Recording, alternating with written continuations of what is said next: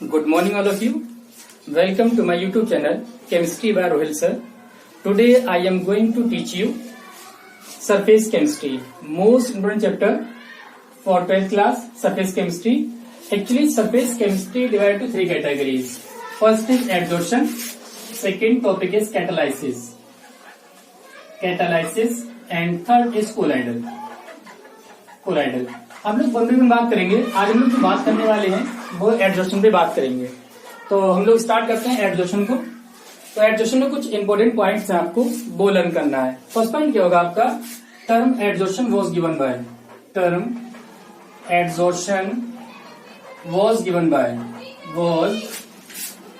Bye Kayser. Scientist Kayser ने क्या किया, टर्म एडजॉर्प्शन का यूज किया. सेकेंड टर्म में क्या करेंगे हम लोग, जो एडजॉर्प्शन होता है आपके सरफेस फिनोमेना होगा. सरफेस फिनोमेना मीन्स होगा जो भी चेंजेस होंगे आपके वो सरफेस पे होंगे. अगर कोई बॉडी है तो इस बॉडी की जो ये आपकी सरफेस होगी, तो जो भी चेंजेस होंगे आपके वो सरफेस के ऊपर अगर हो रहे हैं आपके, तब वो क्या कहलाएगा, आपका सरफेस फिनोमेना कहलाएगा आपका. नेक्स्ट पॉइंट में ध्यान रखना, अगर आपका पोरस फॉर्म रफ स्टेट या फिर आपका finally divided state,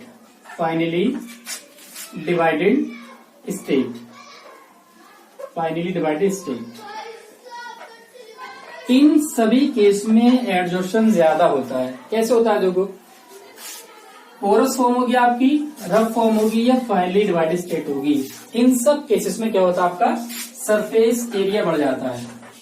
surface area, और आपको पता होना चाहिए जितना ज्यादा सरफेस एरिया होगा उतना ज्यादा एडजॉर्प्शन होगा. देख लो आप, सपोज आपके पास एक छोटी सी बॉडी है, इस पे इतनी सरफेस पे आप एडजॉर्प्शन करा सकते हैं. बट अगर मैं इसका सरफेस एरिया बढ़ा दूं तो उस केस में आपका एडजॉर्प्शन भी बढ़ जाएगा. क्यों बढ़ेगा, क्योंकि सरफेस एरिया भी बढ़ जाएगा. इसीलिए जो रिएक्शन होती है, रिएक्शन के अंदर हम लोग क्या करते हैं, कैटलिस्ट को यूज करते हैं. कैटलिस्ट को यूज कैसे करते हैं, उसको माइन्यूट पाउडर की फॉर्म में कन्वर्ट करके.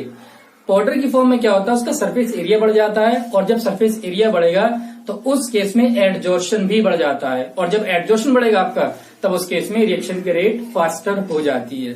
तो लॉजिक क्या होता है इसके पीछे, कि जो ये फॉर्म है आपकी, इन फॉर्म के अंदर सरफेस एरिया आपका बढ़ेगा.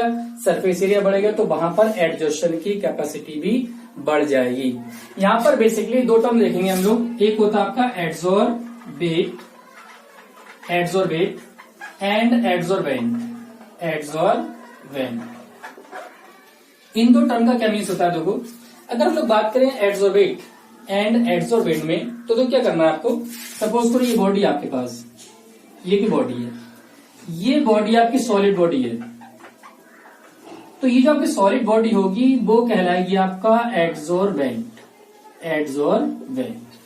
अब होगा क्या, इस पे आके पार्टिकल अटैच हो जाएंगे. जब पार्टिकल इसकी आउटरमोस्ट सरफेस पे अटैच होंगे तो ये एडजॉर्प्शन का फिनोमेना कहलाएगा. तो एडजॉर्प्शन के फिनोमेना में एक तो हो गया आपका सॉलिड पार्ट, जो क्या होगा आपका एडजॉर्बेंट, और जो दूसरा पार्ट आपका जो यहाँ पर अटैच होगा वो क्या होगा आपका एडजॉर्बेट. एडजॉर्बेट में भी लिक्विड और गैस, या आपका लिक्विड भी हो सकता है और गैस भी हो सकता है. बट मोस्टली केसेस में जो आपका एडजॉर्बेंट होगा वो सॉलिड फॉर्म में ही होगा. आप ऐसे समझ सकते हो कि कोई लीफ होती है, लीफ पत्तियों पे मॉर्निंग में ओस होती है, तो ओस के जो पार्टिकल होंगे, जो वाटर ड्रॉपलेट्स होंगे आपकी, वो water droplets as a adsorption की तरह बिहेव करेंगे, क्योंकि वो उसके लीफ के अंदर एंटर नहीं करते हैं, वो केवल कहाँ रहते हैं, आउटर सरफेस पे रहेंगे. तो जब तक आपके पार्टिकल आउटर सरफेस पे रहेंगे तब तक फिनोमेना क्या होगा, आपका एडजॉर्प्शन होगा. एडजॉर्प्शन में बेसिकली दो टर्म यूज करेंगे आप, एडजॉर्बेंट और एडजॉर्बेट. एडजॉर्बेंट मतलब ये होता है कि जिस पर एडजॉर्प्शन होगा वो होगा आपका एडजॉर्बेंट, जो कैसे होगा आपका सॉलिड. और जो एडजॉर्ब करेगा, ये जो होगा एडजॉर्ब, वो कौन होगा, आपका एडजॉर्बेट होगा. एडजॉर्बेट आपका मे बी लिक्विड और गैसेस, डिपेंड करेगा कंडीशन पे. तो ध्यान रखना, एडजॉर्बेट कौन होता है आपका, एडजॉर्बेट जो एडजॉर्ब होता है. तो molecule gets adsorb on the surface of adsorbent is called adsorbate. और ये क्या होगा आपका एडजॉर्बेंट, जो अपने ऊपर एडजॉर्ब कराएगा वो कौन होगा, आपका एडजॉर्बेंट होगा. नेक्स्ट देखिए आप लोग,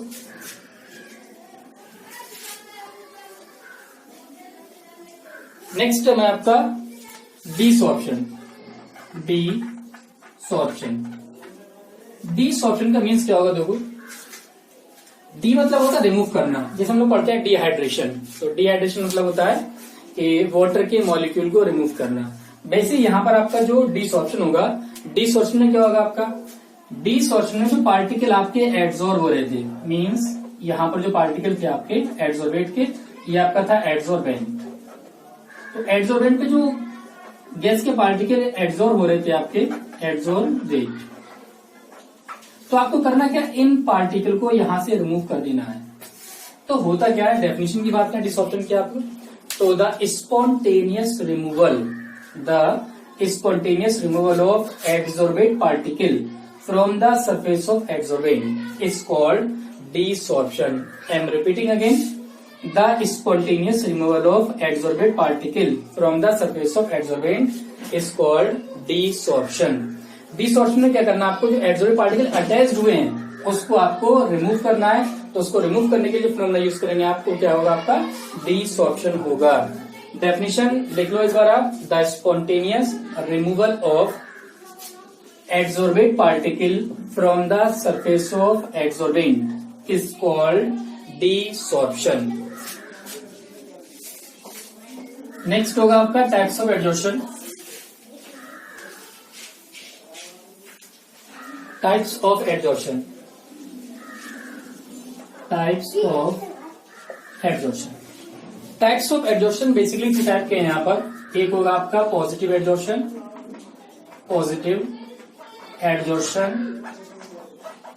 और सेकंड होगा आपका नेगेटिव एड्सॉर्प्शन।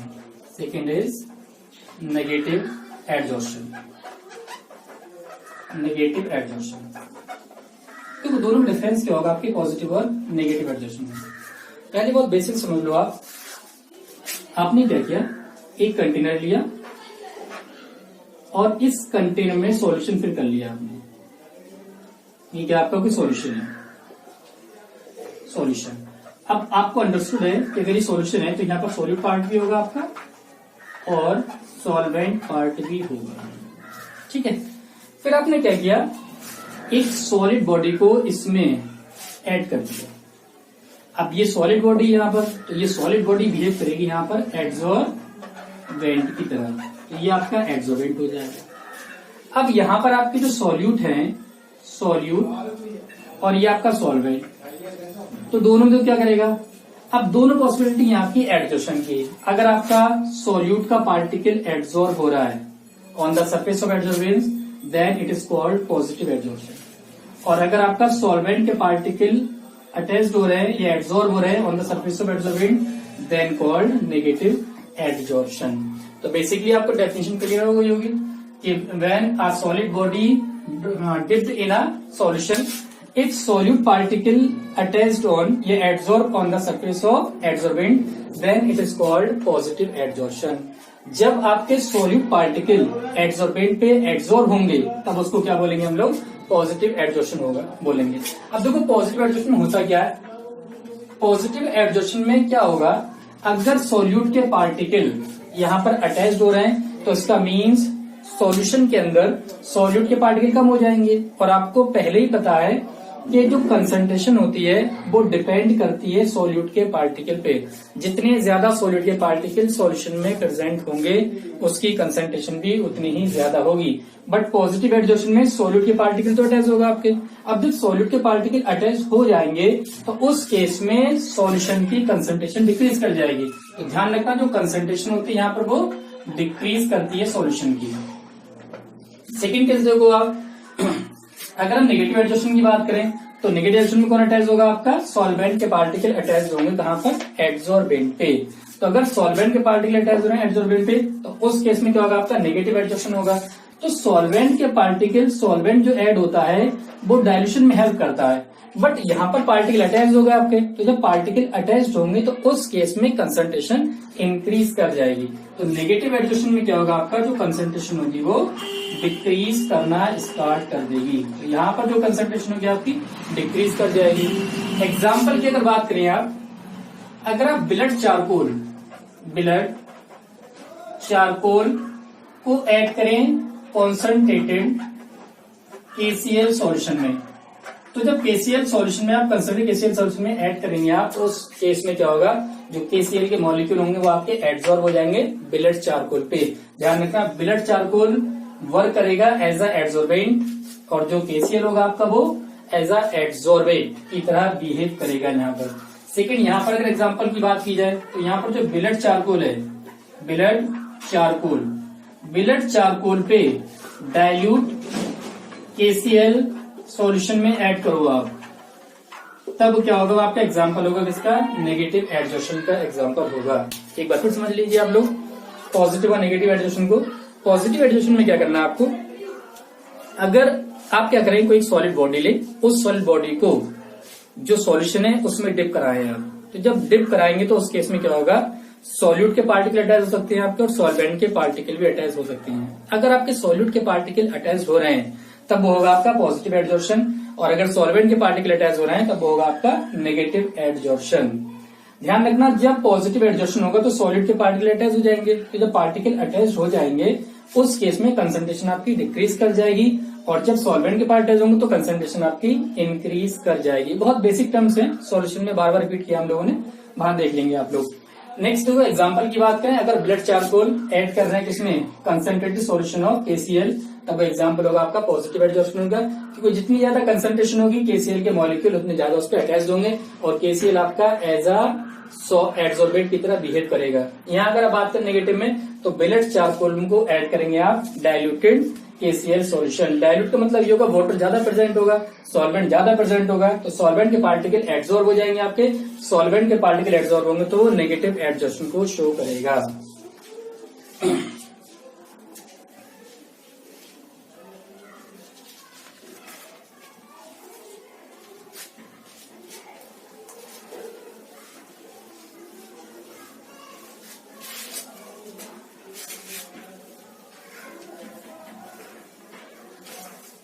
नेक्स्ट टॉपिक देखिए आप, डिफरेंस बिटवीन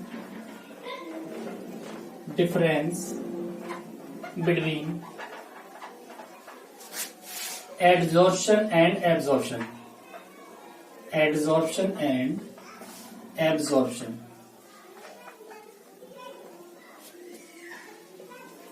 देखिए दोनों में डिफरेंस क्या होगा आपका। फर्स्ट साइड ले लें हम लोग एडजॉर्प्शन, और सेकेंड साइड एब्जॉर्प्शन। देखो क्या करेंगे आप, ध्यान रखना, जो आपका एडजॉर्प्शन होता है वो एक सरफेस फिनोमेना होगा। सरफेस फिनोमेना मतलब जो भी होगा आपका वो सरफेस के ऊपर होगा, ठीक है। ये आपका होता है बल्क फिनोमेना मतलब पूरी बॉडी के अंदर, तो पूरी बॉडी के अंदर होगा आपका, तो क्या हो जाएगा आपका बल्क फिनोमेना होगा। Second point, concentration increase on surface. जो आपका कंसंट्रेशन होगी सॉलिड के पार्टिकल की वो इंक्रीज करेगी यहाँ पर केवल सरफेस पे, जबकि आपका जो यहाँ पर होगा concentration through out the body, पूरी बॉडी के अंदर concentration remain same through out the body. पूरी बॉडी के अंदर जो कंसंट्रेशन होगी आपकी वो क्या है, सेम रहेगी through out the body. Third point में देखो आप, आपका जो एडजॉर्प्शन होता है वो एक फास्ट प्रोसेस होगा। मतलब बहुत तेजी के साथ होगा, पार्टिकल आएंगे और वहां सरफेस पे अटैच हो जाएंगे आपके, जबकि आपका जो यहाँ होता है वो एक स्लो प्रोसेस होगा। स्लो प्रोसेस मतलब ये होगा हल्के होगा, और वहां पर क्या होगा आपका एब्जॉर्प्शन स्टार्ट हो जाएगा। और ढंग समझ लो आप, देखो सिंपल सा कॉन्सेप्ट है, ये आपकी बॉडी है, जब तक पार्टिकल आपके सरफेस पे हैं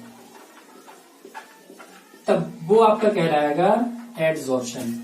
लेकिन अगर यही पार्टिकल आपके एडजॉर्प्शन के बाद बॉडी के अंदर एंटर करना स्टार्ट कर दें तब वो कहलाएगा आपका एब्जॉर्प्शन। मैं आपको एक एग्जांपल देता हूं जहां पर एडजॉर्प्शन और एब्जॉर्प्शन दोनों मिलेंगे आपको। देखो कॉटन लो आप, मीन्स रुई, कॉटन लेंगे हम लोग, कॉटन के ऊपर इंक की ड्रॉप डालो आप। तो जब इंक की ड्रॉप डालेंगे आप तो उस केस में क्या होगा, इंक पहले एब्जॉर्ब होगी, मतलब सरफेस पे आएगी कॉटन के, उसके बाद एब्जॉर्ब करना स्टार्ट करेगी। तो एक बात और ध्यान रखो आप कि एब्जॉर्प्शन के लिए एडजॉर्प्शन होना मस्ट है। पहले आपका एडजॉर्प्शन होगा, देन एब्जॉर्प्शन स्टार्ट होगा। पहले आपके सरफेस पार्टिकल आएंगे, उसके बाद एंटर करना स्टार्ट करेंगे। तो ये क्या होगा आपका सरफेस फिनोमेना और बल्क फिनोमेना।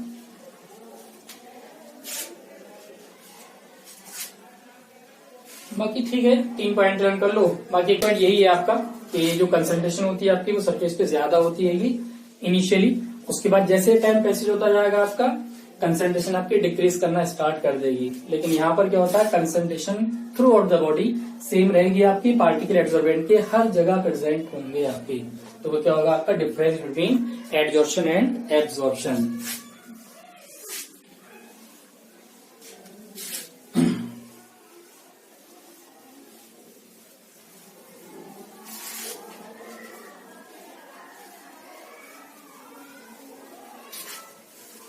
नेक्स्ट टाइम है आपका सॉर्प्शन।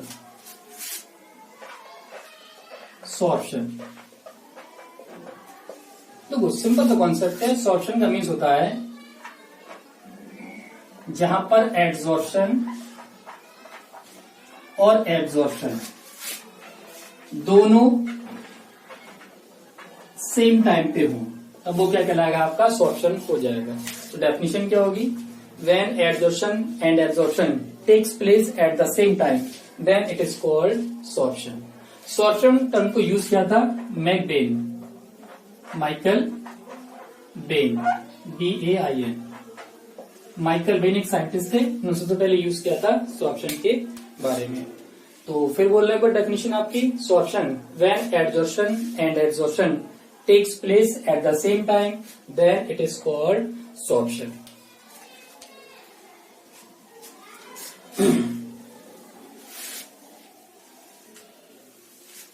नेक्स्ट है most important, thermodynamics of adsorption. Thermodynamic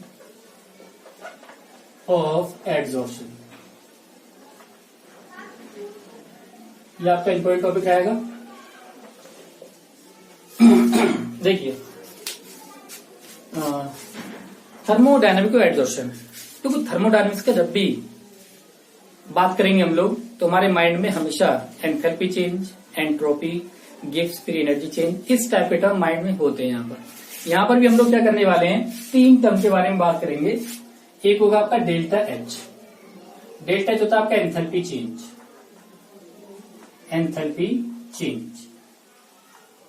second होगा आपका delta G, Gibbs free energy change. And third होगा आपका डेल्टा एस इज एंट्रोपी। ये 3 टर्म के बारे में बात करेंगे हम लोग यहाँ पर कि थर्मोडायनामिक्स और एडजॉर्प्शन क्या होते हैं, मतलब इनके सिंबल क्या क्या होते हैं। तो स्टार्ट करते हैं हम लोग।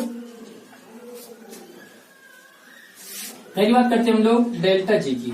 डेल्टा जी मतलब गिब्स फ्री एनर्जी चेंज। अब देखो होता क्या है, सपोज करो कि एडजॉर्प्शन हो रहा है आपका, ये आपका एड्सॉर्बेंट था, एड्सॉर्बेंट। अब यहां पर पार्टिकल आपके एड्सॉर्बेंट के अटैच होंगे, ये आपके एड्सॉर्बेंट। आप मुझे खुद बता दो, देखो एक बात ध्यान रखना, डेल्टा जी का मतलब होता है स्पॉन्टेनियस, नॉन स्पॉन्टेनियस। तो डेल्टा जी जो रिप्रेजेंट करता है वो स्पॉन्टेनिटी या नॉन स्पॉन्टेनियस को रिप्रेजेंट करेगा। एक्चुअली में पढ़ चुके हैं हम लोग, अगर डेल्टा जी आपका नेगेटिव वैल्यू होगा तो ये स्पॉन्टेनियस होगा आपका, delta G positive means non spontaneous, और डेल्टा जी अगर 0 होगा आपका तब एट इक्विलिब्रियम, ये आपका इक्विलिब्रियम पे आ जाएगा।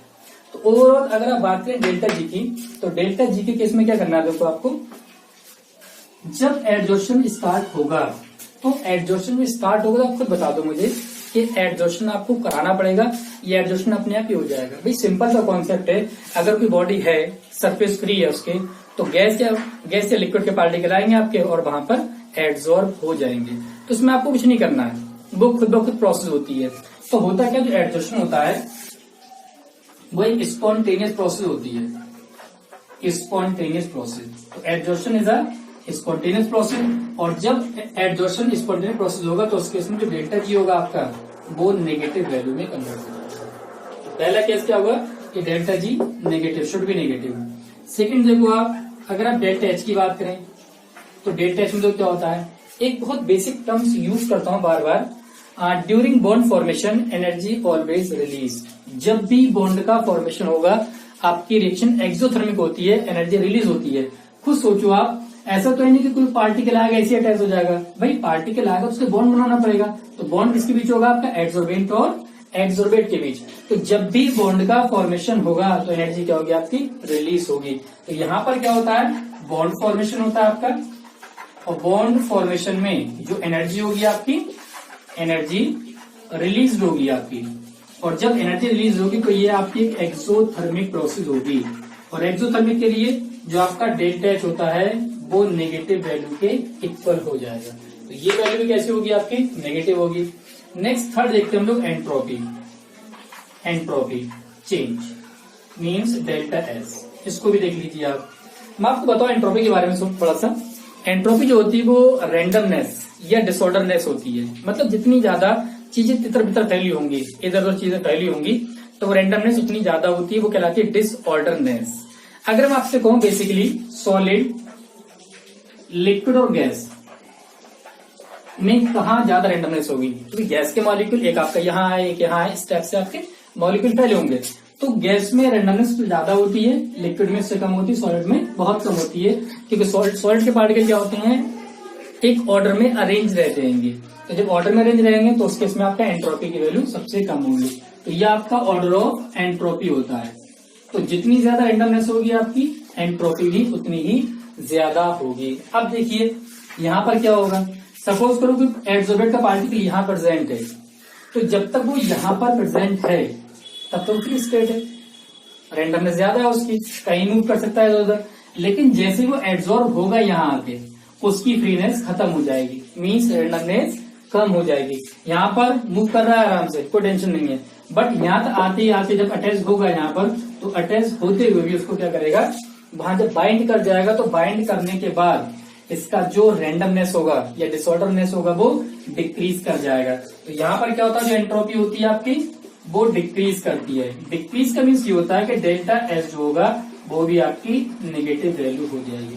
तो बहुत अच्छे से लर्न कर लीजिए आप लोग कि थर्मोडायनामिक्स ऑफ एड्सॉर्प्शन में डेल्टा एच, डेल्टा जी और delta S all values are negative. तीनों वैल्यू आपकी कैसी होंगी, नेगेटिव वैल्यू की फॉर्म में होंगी। आप चाहो तो उसका स्क्रीनशॉट ले लो।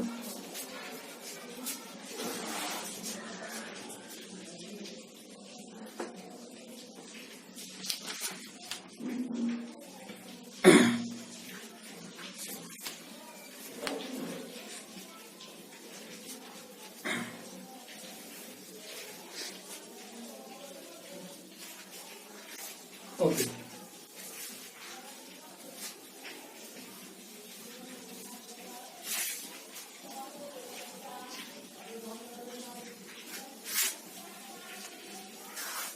next is difference between physical and chemical adsorption.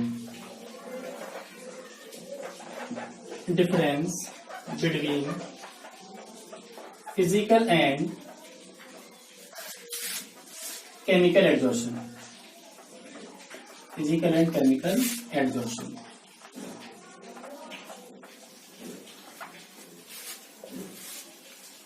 Again इसको डिवाइड कर रहे हैं हम लोग, फिजिकल एड्सॉर्प्शन, फिजिकल एड्सॉर्प्शन और ये आपका केमिकल एड्सॉर्प्शन, केमिकल एड्सॉर्प्शन। देखो क्या क्या डिफरेंस होंगे आपके, वन बाई वन बात करते हैं हम लोग। पहले तो नेम याद रखेंगे इसका, also called physisorption, also called physisorption, also called chemisorption, also called chemisorption. खुद माइंड का यूज करो आप, एक फिजिकल एड्सॉर्प्शन हो रहा है, एक केमिकल एड्सॉर्प्शन हो रहा है। हमेशा हम लोग को पता होता है फिजिकल जो होते हैं वो टेम्परेरी चेंजेस होते हैं और केमिकल जो होते हैं वो परमानेंट चेंजेस होते हैं आपके। तो खुद सोचो अगर फिजिकल एड्सॉर्प्शन है तो वहां पर जो बॉन्ड होंगे आपके वो वीक बॉन्ड होंगे। कैसे बॉन्ड होंगे आपके, वीक बॉन्ड। तो यहाँ पर जो होंगे आपके वीक बॉन्ड प्रेजेंट होते हैं, वीक और वीक बॉन्ड भी कौन से होते हैं आपके? वॉन्डरवॉल फोर्सेस, वॉन्डरवॉल फोर्सेस, ये अट्रैक्शन कह लो आप। यहाँ पर केमिकल में क्या होगा आपका? स्ट्रॉन्ग फोर्स होंगे आपके, स्ट्रॉन्ग फोर्स के लिए बॉन्ड कह लो आप, स्ट्रॉन्ग बॉन्ड होंगे। और स्ट्रॉन्ग बॉन्ड में मेनली आते हैं आपके कोवेलेंट और आयनिक बॉन्ड, कोवेलेंट और आयनिक बॉन्ड। तो यहाँ पर जो बॉन्ड होंगे आपके वो कोवेलेंट या आयनिक बॉन्ड का फॉर्मेशन करेंगे। थर्ड देखो आप, अगर बात करें जो फिजिकल एडजस्टन होते हैं वो एक रिवर्सिबल नेचर के होते हैं। रिवर्सिबल मींस एडजस्टन होगा, डिसऑप्शन होगा, इस तरह की प्रोसेस करेगी आपकी, क्योंकि वहां पर क्या वीक फोर्सेस हैं, वीक फोर्स इजीली आपके ब्रेक होते रहेंगे और बॉन्ड का फॉर्मेशन करते रहेंगे। लेकिन ये कैसी होती है आपके? इरिवर्सिबल प्रोसेस होगी। इरिवर्सिबल क्यों होगी? कि जब एक बार बॉन्ड का फॉर्मेशन हो जाएगा तो उस केस में वहां पर अटैच रहेगा तो दोबारा डिसऑर्डर की कंडीशन खत्म हो जाती है। नेक्स्ट देखो, ये क्या होता है आपके? नॉन स्पेसिफिक होते हैं, non specific in nature, non specific in nature मतलब ये स्पेशल टाइप के नहीं होते हैं आपके, लेकिन ये क्या होते हैं? Fourth number, specific in nature, specific in nature, fourth number. Next fifth में देखो आप, जो आपका फिजिकल एडजस्टन होगा वहां पर low enthalpy of adsorption, low enthalpy of adsorption is required. और वो जो वैल्यू होती है आपकी डेल्टा एच, वो होती है 20 to 40 किलो जूल पर मोल। ये आपकी लो एंथैल्पी ऑफ एडजॉर्शन होता है यहाँ पर। और यहाँ पर होगा आपका high enthalpy of adsorption, enthalpy of adsorption. और ये वैल्यू होगी आपकी that is delta H equals to 200 to 400 kilo joule. Next 6 number पे देखिए आप, 6 नंबर पे जो फिजिकल एडजॉर्शन होता है वो मल्टी मॉलिक्यूलर लेयर का फॉर्मेशन करेगा। It form multi molecular layer, मतलब अपने अराउंड सराउंडिंग में एक से ज्यादा लेयर का फॉर्मेशन करता रहता है। यहाँ पर ये क्या होगा आपका? Always form sorry unimolecular layer, unimolecular layer का फॉर्मेशन करेगा यहाँ पर। नेक्स्ट 7 पॉइंट पे, अगर हम लोग टेम्परेचर का इफेक्ट देखें तो अगर मैं टेम्परेचर को इंक्रीज करूंगा तो फिजिकल एडजॉर्शन डिक्रीज कर जाएगा, फिजिकल एडजॉर्शन डिक्रीज करेगा। यहां देखिए आप, यहां भी क्या होता है? अगर टेम्परेचर को राइज कराऊं मैं ऑन इंक्रीजिंग टेम्परेचर, तो यहां भी क्या होगा? आपका एडजॉर्शन डिक्रीज कर जाएगा, adsorption decreases. Next point number 8 देखिए आप लोग। पॉइंट नंबर 8 में अगर प्रेशर को इंक्रीज करूं मैं, प्रेशर को बढ़ा दूं तो एडजॉर्शन मेरा इंक्रीज कर जाएगा, adsorption increases on increasing pressure, adsorption increases, but on decreasing pressure desorption takes place, desorption takes place। अगर मैं प्रेशर को कम कर दूं तो वहां पर डिसऑर्प्शन स्टार्ट हो जाएगा। बट यहां अगर आप लोग बात करें तो अगर मैं प्रेशर को बढ़ा रहा हूं तो एडजॉर्प्शन हो जाएगा, एडजॉर्प्शन भी इंक्रीज करेगा। बट अगर प्रेशर को कम करूं तो no desorption। Now next topic is adsorption isotherm। थोड़ा समझ लीजिए आप adsorption isotherm। पहले जो मीन्स है आइसोथर्म का वो समझ लीजिए। आइसोथर्म मतलब होता है कांस्टेंट टेम्परेचर, कांस्टेंट टेम्परेचर। एक बात तो कंफर्म हो गई यहाँ पर कि एडजॉर्प्शन आइसोथर्म में जो टेम्परेचर होगा आपका वो कांस्टेंट रहेगा, सेम रहेगा, टेम्परेचर में कोई भी चेंज नहीं करेंगे। एक्चुअली में होता क्या है देखो, जो एडजॉर्प्शन आइसोथर्म है, एडजॉर्प्शन आइसोथर्म में मॉलिक्यूल्स ऑफ एडसोर्बेट, ये कह लो amount of adsorbate, amount of adsorbate adsorb per gram of एडसोर्बेट, पर ग्राम ऑफ एडसोर्बेट। ये होता है आपका H/N। H/N means amount of gas adsorb per gram of adsorbent. And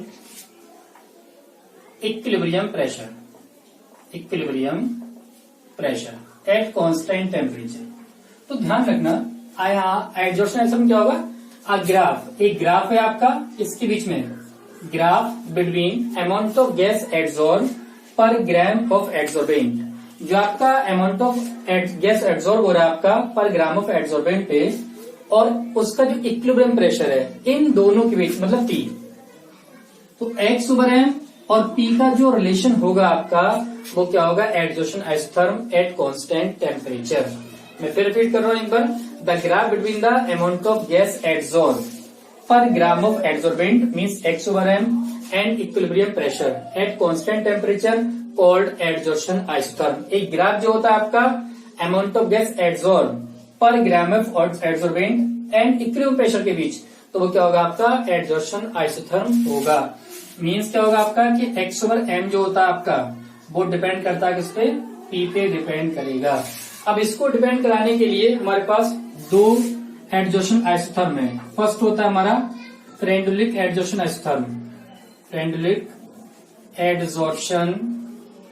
isotherm, और सेकंड होता है आपका लैंगुअर एडजॉर्प्शन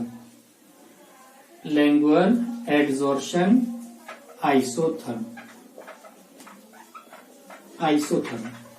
तो इतना पहले फिर देख लीजिए, फिर वन बाय वन बात करते हैं दोनों पे।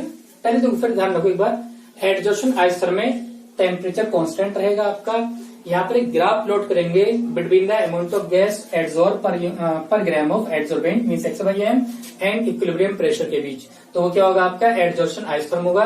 दो टाइप के एडजॉर्प्शन आइसोथर्म आपका, एक होगा फ्रेंडलिक एडजॉर्प्शन आइसोथर्म, सेकंड होगा आपका लैंगुअर एडजॉर्प्शन आइसोथर्म।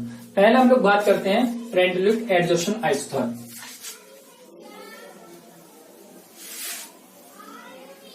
तो फर्स्ट है आपका फ्रेंडलिक एडजॉर्प्शन आइसोथर्म।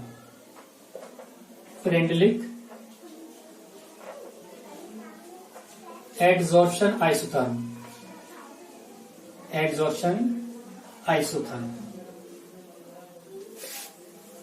देखो फ्रेंडलिक एडजॉर्प्शन आइसोथर्म जो था हमारा वो एक्सप्लेन करता है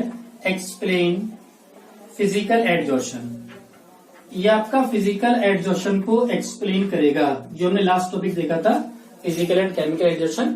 तो ये एक्सप्लेन करेगा आपका फिजिकल एडजॉर्प्शन को।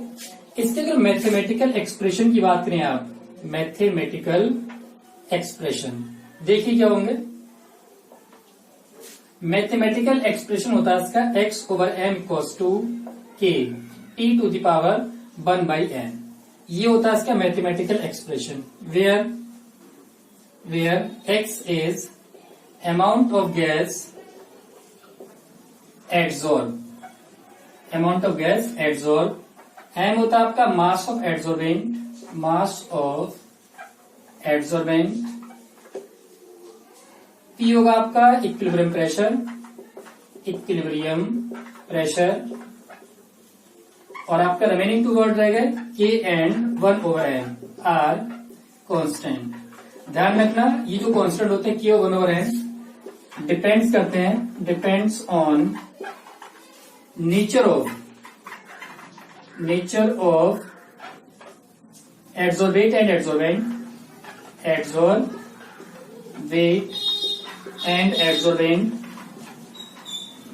On temperature. इन दो टर्म पे आपका ये डिपेंड करेगा K और 1/n की वैल्यू। देखिए ग्राफ कैसे प्लॉट करेंगे, इसको आप इक्वेशन फर्स्ट ले लीजिए। यहां से इक्वेशन फर्स्ट में क्या करें आप, ln ले रहे हैं, taking ln in both sides, ln is modified form of log। चाहो तो log भी ले सकते हो, नो प्रॉब्लम, ठीक है, एक ही बात है। तो यहां देंगे आप ln X/m = ln K T⁻⁴ अब देखो K और P⁻⁴ ये दोनों मल्टीप्लाई में है आपके। तो एक फॉर्मूला बताया था मैंने आपको, log m × n। ये होता है आपका log m + log n, आपका ये हो जाएगा। इसको आप अप्लाई कर दो यहाँ पर, ln X/m = ln K और प्लस ln T⁻⁴ आगे क्या कर सकते हैं, देखो एक फॉर्मूला और होता है हमारा log M to the power N, power जो होती है फर्स्ट टर्म में कन्वर्ट हो जाती है, मीन्स एन log m आपका ये हो जाएगा। तो यहाँ होगा ln x over m equals to ln k plus 1 over n ln p आपका ये हो जाएगा। फिर आप क्या कराएं, कंपेयर कराएं, compare from straight line equation, straight line equation. Straight line equation होती है आपकी y equals to c plus M X. देखो x और y एक्सिस होती है, आपका c होता है इंटरसेप्ट, c होगा आपका इंटरसेप्ट, x और y एक्सिस होंगी आपकी, और m होता है slope, m is slope. Compare कराएंगे आप तो y की वैल्यू किसके इक्वल आएगी, y equals to ln x over m and c equals to ln k।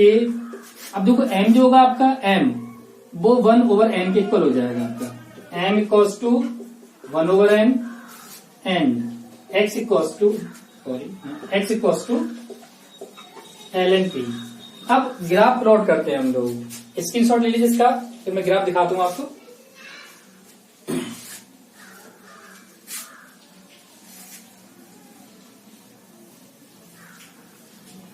Graph देखिए आप, ग्राफ में क्या किया मैंने, एक्सिस ली, एक्स और Y axis, X axis and Y axis, value of X ln p, value of Y ln x over m। अब देखिए स्लोप मेरा पॉजिटिव है, अगर स्लोप पॉजिटिव है तो जो ग्राफ होगा मेरा वो इंक्लाइंड करेगा। इंक्लाइंड का मतलब ये होगा कि वो अपवर्ड डायरेक्शन में जाएगा। ये इतना पार्ट जो होता है वो होता है आपका इंटरसेप्ट, इंटरसेप्ट मीन सी की वैल्यू कितनी है आपकी ln k हो जाएगा यहाँ से। अगर मैं यहाँ पर इसको थीटा कंसिडर करूं तो स्लोप जो होगा आपका, slope equals to tan theta, और टेन थीटा इक्वल्स टू होता है m। तो यहाँ से जो m की वैल्यू आपकी वो 1 ओवर n के इक्वल है, तो यहाँ से जो स्लोप निकल के आता है हमारा वो 1 ओवर n निकल आएगा। ये इंपोर्टेंट है आपका ऑब्जेक्टिव सब्जेक्टिव दोनों के लिए। स्लोप कितना होता है आपका, 1 ओवर n होता है। यहाँ पर 3 केसेस भी होते हैं आपके, यहां से क्वेश्चन मिल सकता है आपको।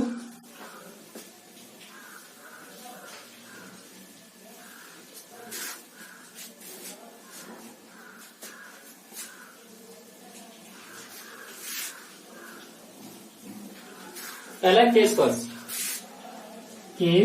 First, at very low pressure. Low pressure पे क्या होगा वो देख लीजिए आप। लो प्रेशर पे जो आपका 1 ओवर n होता है वो अप्रोक्सीमेट 1 के इक्वल होता है। एक बात और ध्यान रख लेना आप लोग, इंपोर्टेंट पॉइंट है। इंपोर्टेंट पॉइंट ये ना, वैल्यू जो होती है आपकी, वैल्यू हो 1 ओवर n, तो 1 ओवर n की वैल्यू जो होती है आपकी वो मोर देन 0 और लेस देन 1। या इंपोर्टेंट पोर्शन ध्यान रखना कि जो वैल्यू होती है आपकी 1/n की वो 0 से बड़ी होती है और 1 से छोटी होगी आपकी। तो लो प्रेशर पे क्या होगा आपका 1 ओवर n 1 के इक्वल आ जाएगा आपका। तो उस केस में क्वेश्चन क्या थी, x over m equals to k p to the power 1/n। x over m equals to k p 1/n, value is 1 तो power 1। x over m equals to k p और x over m is directly proportional to the pressure P। तो condition आपकी low pressure पे आपको ये मिल जाएगा। Second देखिए आप, at very high pressure, high pressure के सेकेंड आपका ये सेकेंड। हाई प्रेशर पे क्या होता है, देखो जो आपका 1 ओवर n होगा वो 0 के इक्वल हो जाएगा आपका। 0 का मीन्स क्या होगा, देखो x over m equals to k p to the power 1/n, value put करेंगे आप 1/n की 0, और किसी की वैल्यू अगर 0 होती है तो वैल्यू 1 की इक्वल हो जाती है। x over m equals to k into 1 means x over m जो होगा आपका वो k के इक्वल हो जाएगा, k is constant. Next case third, at moderate pressure, moderate या intermediate, moderate pressure. Moderate pressure पे इक्वेशन सेम रहेगी आपकी, x over m equals to k p to the power 1/n, और n की value जो होगी आपकी वो 0 से बड़ी होगी और 1 से छोटी होगी। एक क्वेश्चन आता है, बार बार बोर्ड में पूछ लेते हैं कि why Freundlich adsorption isotherm is not valid at high pressure. देख लो आप, यहाँ वैलिड नहीं है क्योंकि एडजॉर्प्शन आइसोथर्म के अकॉर्डिंग ये था कि जो x/m की वैल्यू होगी वो p के डायरेक्टली प्रोपोर्शनल होना चाहिए या p के साथ रिलेट होना चाहिए, बट यहाँ पर रिलेट नहीं हो रही है। तो उसमें क्या करेंगे, आप बोलेंगे कि at high pressure Freundlich adsorption isotherm is not valid because at high pressure the experimental exotherm become saturated. Means क्या होता है कि पहले तो ये करेगा इंक्रीज करना स्टार्ट करेगा, उसके बाद एक कांस्टेंट वैल्यू में कन्वर्ट हो जाएगी। अगर आप प्रेशर को बढ़ाएंगे तो आपका एक एडजॉर्प्शन एक लिमिट तक ही हो पाएगा, और उस लिमिट के बाद अगर आप बार बार बढ़ा रहे हैं आप, तो वो क्या हो जाएगा, आपका सैचुरेट हो जाएगा। सैचुरेट होगा तो उस केस में कोई भी चेंजेस नहीं आएंगे। तो Freundlich adsorption isotherm is not valid at high pressure because at high pressure the exotherm isotherm become saturated. जो आपका आइसोथर्मल होगा, आपका एडजॉर्प्शन आइसोथर्मल, वो कैसा होगा, सैचुरेटेड पॉइंट में कन्वर्ट हो जाएगा। इसको हम लोग क्या बोलेंगे कि ये वैलिड नहीं है आपका हाई प्रेशर पे। और दिख भी रहा है आपको x/m कांस्टेंट के इक्वल आ रहा है, मीन्स प्रेशर पे डिपेंड नहीं कर रहा है। अब इसका जितना प्रेशर बढ़ाया कोई इफेक्ट नहीं पड़ने वाला है आपका।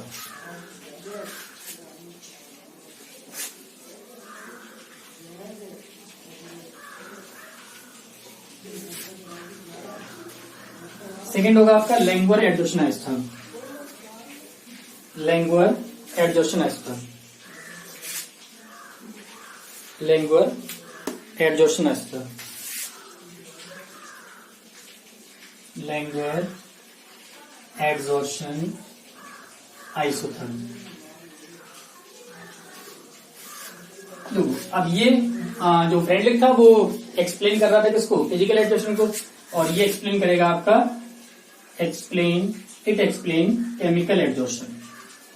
ये आपका केमिकल एडजॉर्प्शन को एक्सप्लेन करेगा। यहाँ भाई होता है कि कोई यूनिमोलिकुलर लेयर का फॉर्मेशन हो रहा है किसी भी एडजॉर्बेंट की तरफ, तो उसका प्रेशर के साथ कैसे इफेक्ट देखेंगे हम लोग। तो यहाँ पर जो मैथमेटिकल एक्सप्रेशन होगा आपका, मैथमेटिकल एक्सप्रेशन, इसका जो मैथमेटिकल एक्सप्रेशन होता है आपका वो आएगा x/m equals to AP/1 + BP। Symbol same आपके, x क्या आपका amount of gas adsorb, m होगा आपका मास ऑफ एड्सॉर्बेंट, P होगा आपका equilibrium pressure, and A and B are constant and depends on nature of adsorbate and adsorbent and temperature इन पे आपका depend करेगा। यहां पे देखिए 3 केस बनते हैं आपके। Case first, at very low pressure, जो 1 की वैल्यू होगी वो मच ग्रेटर देन बीपी से बहुत ज्यादा बड़ी होगी अगर आप प्रेशर को वेरी लो ले रहे हैं। तो उस केस में 1 + बीपी होगा आपका अप्रोक्सीमेट इक्वल टू 1 की हो जाएगा। भाई ये वैल्यू बहुत छोटी है, इसको आप नेगलेक्ट कर देंगे, यहाँ से नेगलेक्ट करेंगे तो ये अप्रोक्सीमेट 1 के इक्वल हो जाएगा। तो यहाँ से क्वेश्चन आएगी आपकी x/m इक्वल्स टू AP और ये आपका 1 हो जाएगा, क्योंकि हमने 1 + BP की जगह 1 को पुट कर दिया। x/m इक्वल्स टू क्या आएगा, यहाँ से AP आ जाएगा। x/m directly proportional to the pressure, वही कैसे आ गया आपका very low pressure. High pressure देखें अगर आप लोग,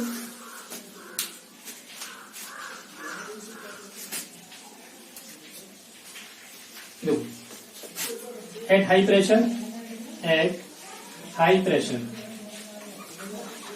प्रेशर पे जो आपका बीपी होगा वो मच ग्रेटर देन 1, ये हो जाएगा आपका। अब इस केस में क्या करेंगे आप, BP + 1 + BP approximate equal to BP हो जाएगा आपका। इक्वेशन होती है x/m इक्वल्स टू AP और 1 प्लस बीपी। तो X over M equals to ये आपका एपी हो जाएगा और ये आपका 1 प्लस बीपी की जगह टीपी आ जाएगा। इसे पी कैंसिल होगा आपका X over M equals to A over B और ये क्या होता है आपका कांस्टेंट वैल्यू हो जाएगी। और आपको पता है कि at high pressure Rendelik adsorption action as well as lingual adsorption action is not valid because at this condition the graph becomes saturated। जो आपका ग्राफ होगा वो सैचुरेटेड वैल्यू में कन्वर्ट हो जाएगा। इसका स्क्रीनशॉट ले लीजिए।